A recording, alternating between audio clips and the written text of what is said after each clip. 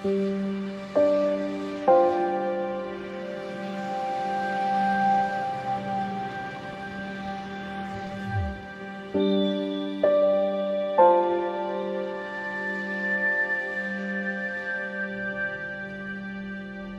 अगर आपको कहीं पर पहुंचने की जल्दी ना हो तो इस बात की परवाह करना अर्थहीन हो जाता है कि कौन सा रास्ता लंबा है और कौन सा छोटा।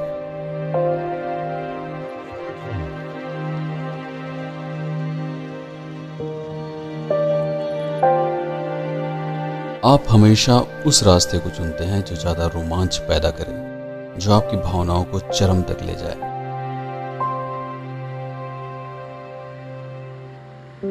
पहली बार का प्रत्येक अनुभव आपके दिमाग में जिस स्मृति का निर्माण करता है, आप पूरी जिंदगी हमेशा उसे फिर से जीने के लिए भागते फिरते हैं। हम मेहनत करते हैं, पैसे कमाते हैं, सिर्फ इसलिए ताकि हम अपने बचपन को एक बार फिर से जी सकें।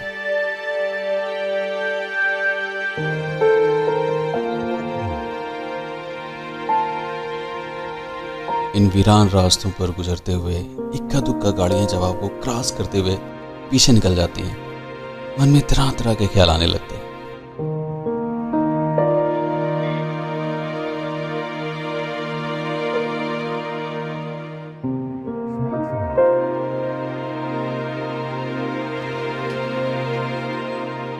दिल करता है कि इस मशीनी दुनिया से अलग थलग इन वीरान पहाड़ों के बीच में एक छोटा सा घर बनाकर एकांत में पूरी जिंदगी जी ली जाए। मैंने पहाड़ों को कभी टीवी पर देखा, कभी अखबारों में छपे हुए फोटो में, तो कभी किसी फिल्म में गाने के बैकग्राउंड में हसीन वादियों के रूप में। लेकिन जब पहली बार इसी सड़क से गुजरते हुए मेरी नजर इन हरे भरे पर्वतों पर गई, उस वक्त जो मुझे महसूस हुआ, काश कि ऐसा कोई माध्यम होता कि मैं अपनी उन भावनाओं को अब तक पहुंचा सकता। काश की कोई टाइम मशीन होती और मैं उसमें बैठकर फिर से उन पलों को जी पाता। पहली बार का एहसास दोबारा नहीं हो पाता, लेकिन हम बार बार कोशिश करते हैं उस एहसास को महसूस करने की।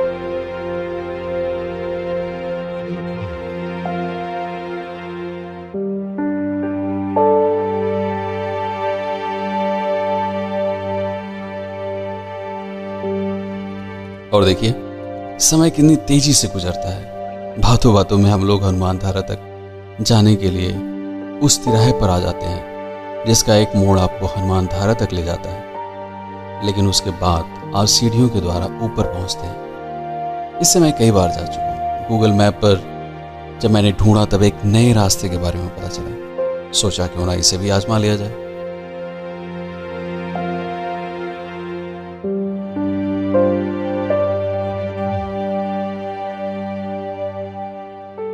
हाँ, फिर भौतिकता में फंसा हुआ यह मस्तिष्क आपके अंतर विचारों पर एक जोर का थप्पड़ मारता है और आपका मस्तिष्क झंझनाते हुए वास्तविकता में वापस लौट आता है।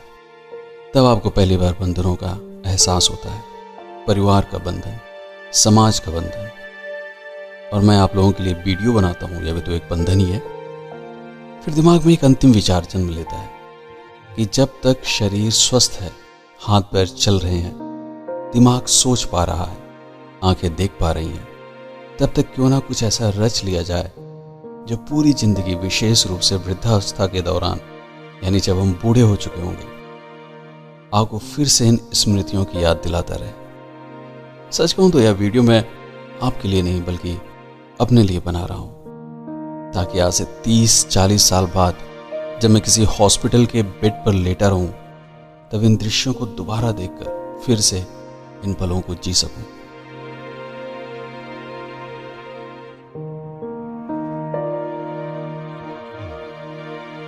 आज पहली बार मैं हनुमान धारा तक बिना सीढ़ियां चढ़े पहुंचने के लिए निकल पड़ा।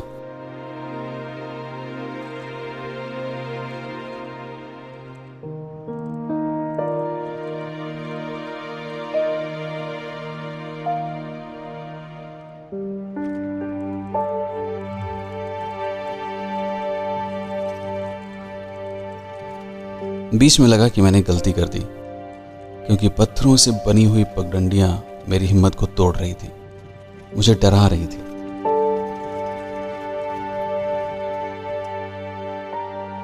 लेकिन चलते चलते जल्द ही एक छोटी सड़क ने फिर से हिम्मत बांध दी, और उस सड़क पर आगे बढ़ते हुए कुछ ही देर में हम पहुंच गए हनुमान धारा के शीर्ष पर, सीता रसोई।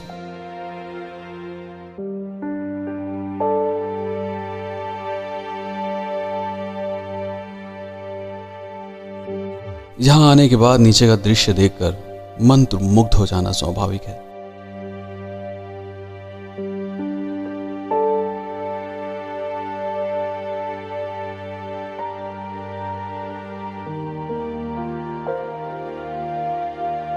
और प्रकृति के शानदार नज़ारे को देखकर बस महसूस कीजिए, सोचने और समझने की आवश्यकता नहीं है।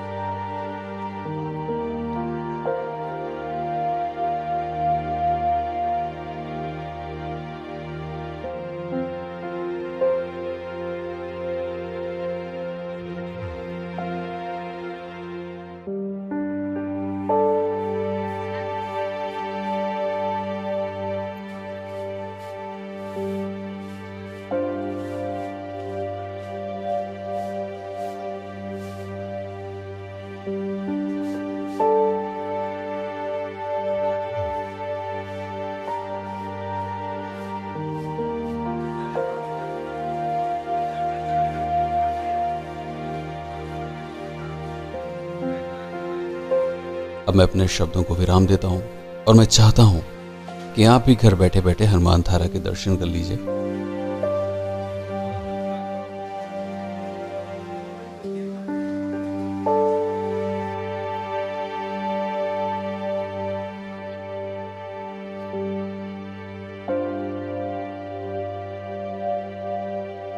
यहां भाग एक है।